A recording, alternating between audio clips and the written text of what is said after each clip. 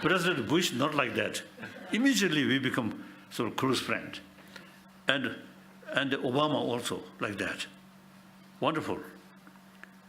So one occasion Obama visited Delhi. So I especially went there and I met him. Then I told him, you are younger than me. So the world peace and the promotion of non-violence, so after me, you should carry. He promised. So I'm thinking, if we have some sort of meeting, some Nobel laureate, I think Obama, I think definitely invite and come, and some other Nobel laureate. So in any way, I think once failed at Rome meeting, but I feel we should make effort continuously. These things, not just sort of relying on leaders or even the United Nations, wonderful, but I think public level, some movement, I think very important. And especially India, 1,000-year-old non-violence concept there. So India should make some kind of effort, and also religious harmony. India, I think wonderful, all major religious traditions live together here, no problem. Occasionally some problem. Better sometimes politicians clash. Yes. But basically, I think all major religious traditions live in this country. So respect each other. Wonderful. So India, I think, should be more active regarding promotion of religious harmony, one. Then promotion of ahimsa. With that, demilitarized world. I am now 84-year-old. So next 10 years, I will be more active. After 10, then 94, then too old. Too old.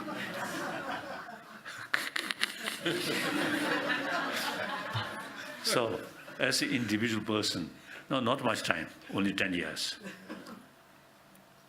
So, my brothers, sisters, please now, we should be active to bring happy world, peaceful century, step by step. Okay. Next question. His Holiness, again, we are honored, all of us, to be not only in your presence, but in your home. So thank you for having us. My question is, how best to help or care for someone who does not want or think that they need the help? So how do you best help or care for someone that doesn't think they want or need the help? Yeah. No.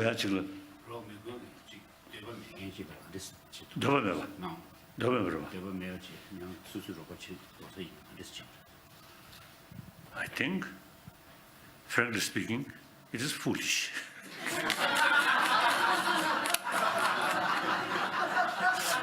If they help a more artificial way, then different matter. But sincerely, you see, willing to help, then I think it need. I mean, there's the question of confidence. People who spend many years in a community where too much artificial, then I think that kind of feeling, we can't blame. Suspect. If someone also asks, I want to help you, then immediate reaction, what his motivation, his or her motivation, exploiting me like that. So in such case, time factor is important. You see, the more time you sincerely showing your willingness to help, then days and weeks, then gradually conviction may develop, trust may develop.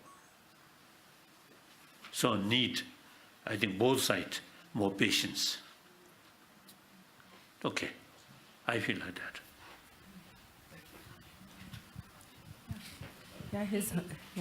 His Holiness, thank you. My question is that the world today is so materialistic. How do we bring compassion? So much. Too much materialistic. What about, yes. How do we bring compassion within us? Oh. That is my main sort of what's the concern. Existing education, so-called modern education, very much oriented about material value. That's a mistake. These days I'm expressing the hygiene of physical, including our education there. Even I think kindergarten level, hygiene of physical. Now similarly, we should include hygiene of emotion. So children say how to take your sort of healthy body, more play, more exercise, like that. And similarly, hygiene of emotion. When you face some kind of anger, fear, is how to do, how to tackle this emotion. Not talking about God, not talking about next life or these things. Simply, day-to-day life, how to keep peace of mind. That's hygiene of emotion. So then, I think, as I mentioned earlier, human nature, more compassionate. That's now scientists say. And one occasion, meeting with scientists, one scientist, you see, while he mentioning human nature is more compassionate, he showed one picture, one 6-month-old child, language not yet developed. So at that time, more nature, human nature is much more sort of intact way, as a fresh. Through language, then something different things come. So 6-month-old. So to that child, show one picture, one motion picture, one cartoon, 2 children. You see, one children is pushing one ball upward, and then another children is helping that person. So the sense of, sense of caring each other, right? More compassionate attitude. When that picture shows, seeing by that 6-month-old child smiling. I also there, that meeting. And then, you see, same cartoon, or the one child, you see, pushing the ball upward.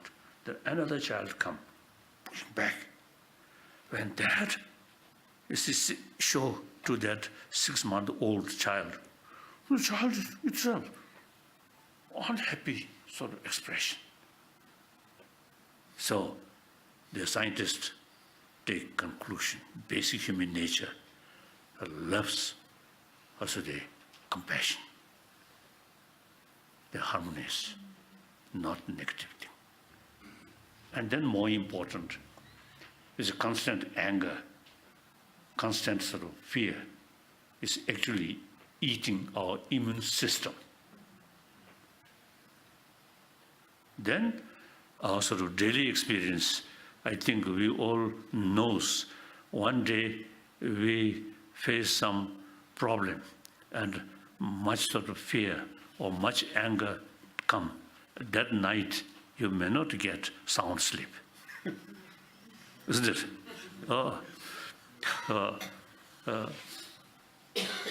So the day you really lost your sort of peace of mind, full of anger, then your wife or husband, you say, because of the bring lunch. It seems to you the lunch also very bad, so I don't want. So that's the negative emotion created like that. So real problem not come from outside, but your own motivation. your own sort of emotion. So these things we can teach in school, the sort of what's the systematic way, how to take hygiene of emotion. Hygiene of emotion. Hygiene of emotion. Firstly, make clear which emotion is not only destroy peace of mind at the moment, but also destroy your health and destroy because of the happiness or friendly atmosphere in the home. This we can teach. Then further goes the ancient Indian sort of system about emotion. Wonderful, highly developed, over 3,000 years. Buddha himself, product of that tradition. Yes. So sometimes I sort of, maybe too much sort of, because prejudice way. Bias. Bias. I'm a student of ancient Indian knowledge. In 8th century, Tibetan emperor invited at that time, the topmost scholar and logician, Shantarakshita from Nalanda. He taught the Buddhism, the Buddhist tradition, according to Nalanda tradition. So we very much emphasis on reason, logical approach. So we always think, and Buddha himself, you see, mentioned, "Oh, my follower, monks, scholars should not accept my teaching out of faith, but rather thorough investigation and experiment." So these, some of Nalanda masters, you see, they reject even Buddha's own teaching. If you accept this Buddha's teaching literally, it goes against reason. So we must reject. It is quite unique, isn't it? So many Nalanda masters, you see, they make distinction, Buddha's own teaching. This teaching we can accept literally. This teaching we cannot accept literally. They use reason. So now the Nalanda tradition emphasis reason. So that very much similar scientific research. Always research, investigate, not just sort of acceptance. So some Chinese now scholar who follow now, who attracted Buddhism, some expressed the Nalanda tradition of Buddhism, which we practice, is scientific religion. It's true. Always reasoning. Through reasoning, some contradiction, we don't care. Like that. So therefore, so ancient Indian sort of psychology, really very rich, highly developed. So therefore, since now over 30 years, I have serious discussion with modern scientists, mainly cosmology and psychology, then physics, particularly quantum physics. Raja Ramana, yes. I think you know. Yes. Raja Ramana. Yeah, I know. Oh, the nuclear physicist. Yeah. Once he told me, quantum physics in the West, something new. In this country, in India, 2,600 years ago, already developed quantum physics. It is true. Some of the Nalanda masters writing quantum physics clearly mentioned. So therefore, they compare modern psychology, compare ancient Indian psychology, then modern psychology looks like kindergarten level. I really feel. So after sort of discussion with scientists in these 4 fields, cosmology, and neurobiology, and psychology, and physics, and these things. In this very room is a few occasions, some discussions. So after, at the beginning, when I developed desire, some discussion with scientists, I expressed this, some Buddhists, including some Tibetan scholars, they're a little bit cautious, or be careful, be careful. One American lady who follow Tibetan Buddhism, I asked her, and she told me, be careful, science is killer of religion. Then I reflect Buddha's sort of advice, and also these Nalendra's tradition. Investigate. Through investigation, if we find some contradiction, Buddha's own word, we should reject. So then I start discussion with the modern scientist. Then after more than 30 years, the experience, music learning, we learn a lot of useful information from them. And then for them, particularly psychology field and quantum physics in these fields, they learned a lot of information from our tradition, Buddhist tradition.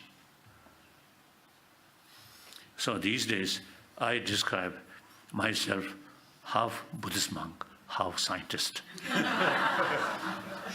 So, Your Holiness, when we started this conversation, I was telling you about inflammation. The word inflammation means to be on fire. And you mentioned global warming, but war, global warming, disease in the body is all inflammation. And now there's all the evidence that it starts with anger, resentment, grievances, hostility, ultimately leading to depression and severe anxiety, causes inflammation in the mind, in the brain, in the immune system, in behavior, ultimately war, and even climate change is connected to inflammatory behavior originally. So treatment of disease is going in that direction. How to decrease the fire in the body, the inflammation in the body. And that could be now, according to many public health schools in the US and elsewhere, anger and inflammation and hostility should be a public health issue. Public health issue. True. As I mentioned earlier, hygiene of emotion. Then the physical problem, some, of course, external germs or something. But many cases, because of too much sort of the disturbances in emotion, that eventually affect our body. And I think now scientists, till later part of 20th century, the scientists just accept brain. Beside brain, nothing. Now, later part of 20th century, including the famous the brain specialist, the Richard Davidson, Wisconsin University, through some experiment, now they realize beside brain, the mind. Of course, when we talk mind, there are grosser level, mind at the awakening time, when sensorial experiencing. That's grosser level. Then dream state, the sensorial sort of consciousness no longer working, but mental level, more subtler. Then without dream, deep sleep, another sort of more subtler consciousness there. So some people, meditator, you see, they some experience these different level of consciousness. So when they meditate deeper level, it actually affect our brain. So now some scientists have already accepted that beside brain, there is something which affect our brain. So emotion, I think as a part of hygiene of emotion, I think we can include in our school the education field how to build healthy body in order, particularly those, you see, because of the problem which directly link with emotion. In that respect, we can teach, we can explain, and these, although the ultimate sources from these are some ancient Indian tradition. Now, today, sometimes I jokingly teasing Indian. That is, you see, this physical, not Indian physical, Tibetan physical. But, you know, but my mind is, I'm more Indian than you. We study from childhood all these ancient Indian sort of knowledge. The root text we learn by heart. And then each word, according commentary, again wrote by this Nalanda master, each word explained, and by teacher also. Then use a lot of sort of debate, dialectical way, debate. So we use extensively logical approach. So therefore, the ancient Indian sort of knowledge is concerned, I think we Tibetan have better than those Indian. I think you may be, I don't know whether exception or not.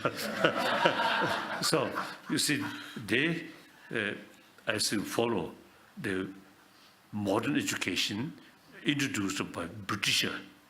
The British have no knowledge about ancient Indian knowledge.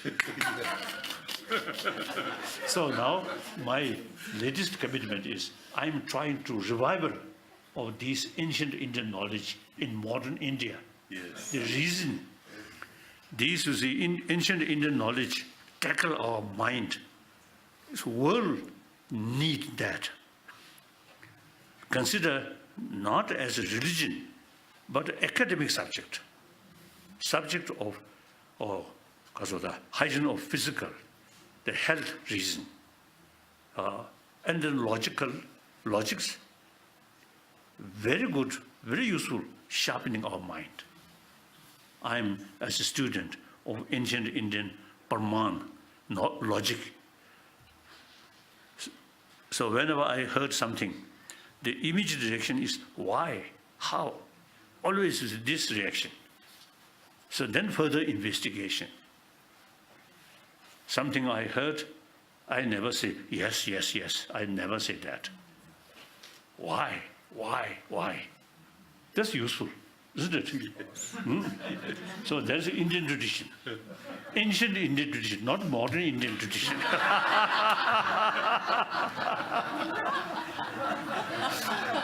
So I fully committed, try to revival of these ancient Indian knowledge. Reason, world need some of these knowledge. So then only India have the ability and opportunity to combine ancient Indian knowledge as your own tradition, then combine with modern education, combine these two things. No other country. So therefore, my latest commitment is try to revival of these ancient Indian knowledge in modern India. So then, I think during freedom struggle, Mahatma Gandhi's non-violent sort of struggle, some people may feel it is signs of weakness. But eventually, you see, people realize Mahatma Gandhi's non-violent struggle is wonderful. So South Africa, the Nelson Mandela, totally sort of follow Mahatma Gandhi's sort of way of sort of struggle. And then Martin Luther King also is to follow like that. So therefore, I think India already made some contribution. Now, furthermore, this ancient Indian knowledge revive, then I think strictly secular way, nothing to do with religion. I think I think India can make some contribution regarding humanity. This I feel. So, thank you. Thank you. We have some gifts, and they would like to present the show Okay. to you. Okay. Paul, tell us, Can I bring them? okay. Okay. So, This is the initiation. sorry, we can pass them Okay. here, but.